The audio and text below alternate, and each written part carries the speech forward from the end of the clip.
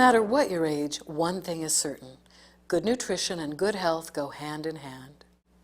With a bit of planning, you can help provide your loved one with balanced and delicious meals that will engage the senses and make mealtime a pleasure for both of you. As we age, we actually need fewer calories. If you're a woman over 51, the standard is 1,900 high-nutrient calories a day. If you're a man, it's 2,200 calories a day. Generally, when planning meals, there are 3 important things to consider: your loved one's tastes, the medications he or she is taking, and any allergic reactions your loved one has. None of us enjoy being forced to eat foods we don't like, so it's important to get your doctor's advice on a good nutritional plan that your loved one will like. Offer as many fruits and vegetables as possible in the diet. For bowel health and to keep your loved one regular, add a daily dose of a fiber product to his or her food or drink. It's important to know that some food and medication combinations don't work well together. Some combinations may cause gastric distress or even interfere with the medication's effectiveness.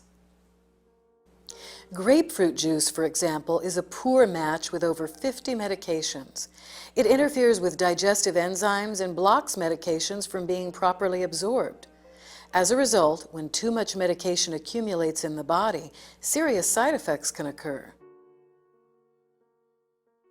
Sometimes, as we age, old food allergies return, or we even develop new ones. If you note any reactions that your loved one may be experiencing after eating, be sure to discuss them with his or her doctor. One really good idea is to get a binder and create a dietary plan for a 1 to 2 week period. In the binder, you might include information on seasonal foods or even upcoming specials at local markets. It's very handy for record keeping if you have to talk to the doctor about your loved one's diet. Also, it's a good stress reducer, and it may even help save you money in the long run.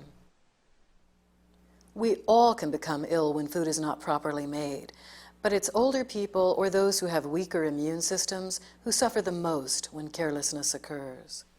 So it's important to prepare food in a clean environment and to cook it at the correct temperature. Too much salt or sugar is not good for your loved one, so check food labels for these ingredients. Also, taking the salt shaker and sugar bowl off the table is a good idea.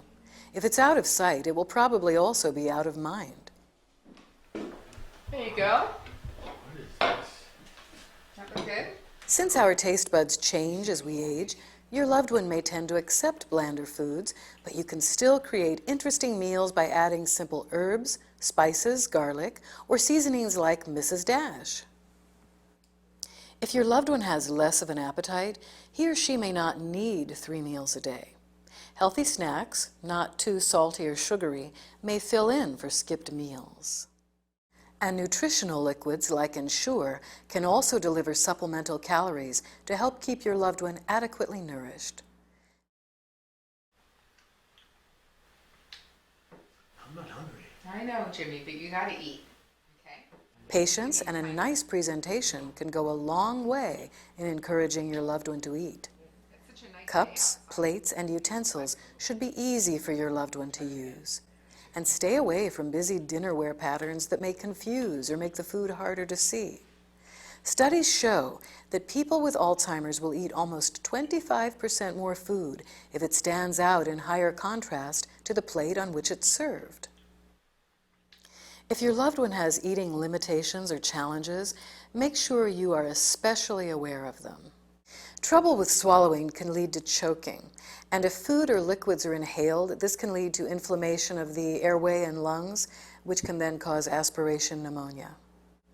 Also, be sure to address swallowing or choking problems due to dental issues or poorly fitting dentures.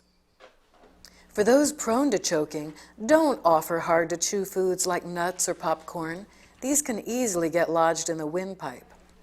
A liquid thickening product like Thicket can make it easier for your loved one to swallow soups and drinks with less risk.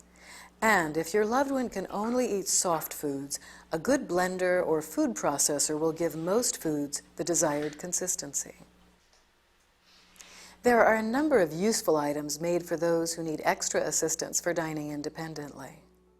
First is a clothing protector, sometimes called a bib, but I don't really like that term since your loved one should be treated like a dignified adult and not a child.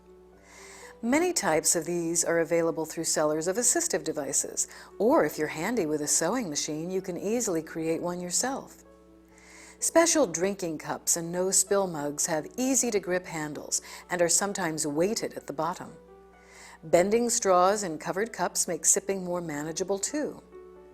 Eating utensils in large or special curved designs help the user to grip more firmly. This is especially useful for those with tremor conditions like Parkinson's. And also very useful, non-skid dinnerware that holds a plate or a bowl firmly with a suction base. You having trouble with that? Yeah. Okay, let me give you a hand. If your loved one needs to be hand-fed, make sure the food is not too hot or cold. Cut the food into bite-sized pieces and tell your loved one what you're offering on the fork or spoon. Sips of water between bites are also a good idea. Sometimes you may have to prompt your loved one to open his or her mouth.